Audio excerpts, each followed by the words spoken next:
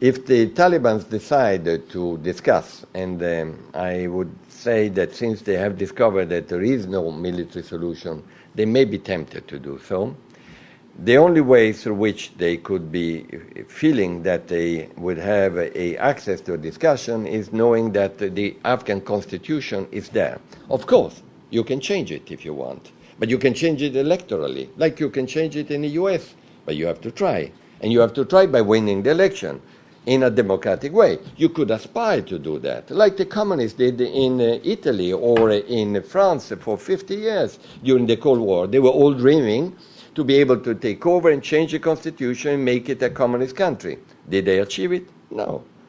So there are ways through which you can still accommodate their fact that they are dreaming to do that, but they will not be able to do it, especially if we have a strong parliament and we have strong women in it, and we are part of supporting that. So, conclusion, we should keep an eye on it. It's dangerous because the argument of women, as you know, is a fundamental point, not only for us, for millions of Afghans by now. But I'm detecting, for instance, in the areas where the Taliban have been taking over some temporary, they've been very sensitive and careful this time to not overplay, although we heard 2 or 3 awful incidents. Probably, and here is the optimist, that they must have learned the lesson that the Afghans are not ready anymore for that. But we have to cross that bridge. Regarding instead the role of the NGOs in humanitarian space, you're right. I think at the moment there is not a humanitarian, touching wood, crisis, drama in Afghanistan. But there is a potential drama if the conflict goes in the wrong direction. And certainly there is poverty. And certainly there are some areas where the civilian casualties, are suffering. And therefore a role and space and independence of the NGOs to be allowed to do that would be and is important.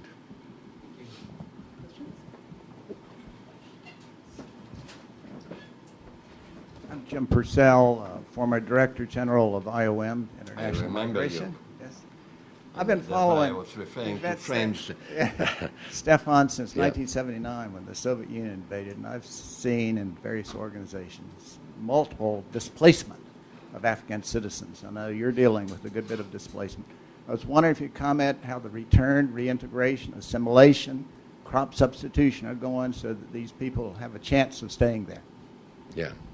And by the way, I know your heart is still there. You should be proud of IOM. They are doing a fantastic job on the border with Libya. You know that these days. And we are seeing similar things that we had seen in Kuwait when thousands and thousands of people who were just workers were the first ones to pay the price. So well done, always. On the issue of refugees, the biggest problem we are facing at the moment is, and you probably know that there was a goodwill ambassador, a very famous goodwill ambassador of UNHCR actually visiting recently Afghanistan. And it was about the issue that when a refugee returns, he and she and his family should also feel sufficient comfort in not feeling that they're just being thank you, welcome, and abandoned. And that is a big problem at the moment. Due to the situation, the security situation, and the focus on many other issues, they often are in the middle of a river, and they need to be better assisted. That's why we have been promoting joint operations between the UN agencies in order to make sure that they have this type of village family type of arrangement. But it's still a challenge. The good news is that they have not returned back. In other countries, when they detected this type of thing, they then started returning back. And we have had more and more coming back from Pakistan, less from Tehran, from Iran, but also because many of them have found also jobs. But you're right in raising it.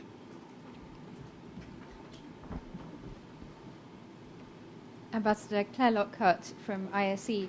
In 1947, George Kennan, who'd recently set up at that time, the policy planning shop at the State Department, wrote a secret memo, now declassified, as a sort of a companion piece to the Marshall Plan. And he explained that an economic framing was sometimes the shortest cut, the best way to get the political and psychological effects that can underpin stability.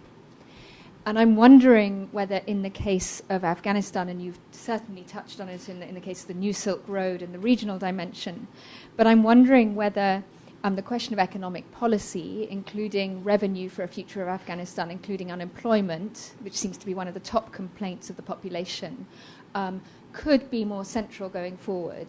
And when we hear US policy leaders and European counterparts speak about Afghanistan, they focus very much on the security and the political, but not the economic. So, question to you, is now the right time to begin to articulate the economic dimension, or is it something that comes later down the road? Thank you, Claire. Lovely to see you, by the way, really. And all the best, huh? I'm delighted. No, I didn't know Claire was going through a reproductively wonderful period. No, we have known each other for so long, and I'm delighted. No, God bless you.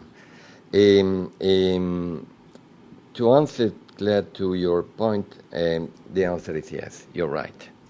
The time is now. The time is now.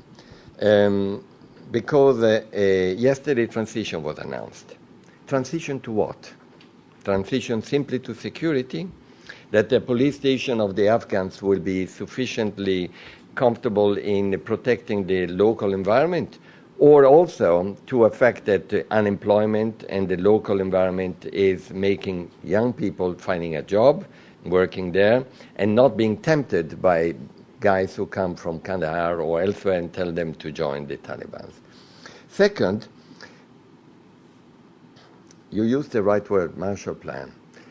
There is going to be a moment when, and hopefully there will be, a political settlement where there will be a need and an urgent need for a Marshall Plan, particularly in some areas which have been particularly affected. Let's imagine, for instance, the Pakistan side of the border and the Afghan side of the border, where the most of the movements, the fighting, the bombing, the counter-bombing has been taking place.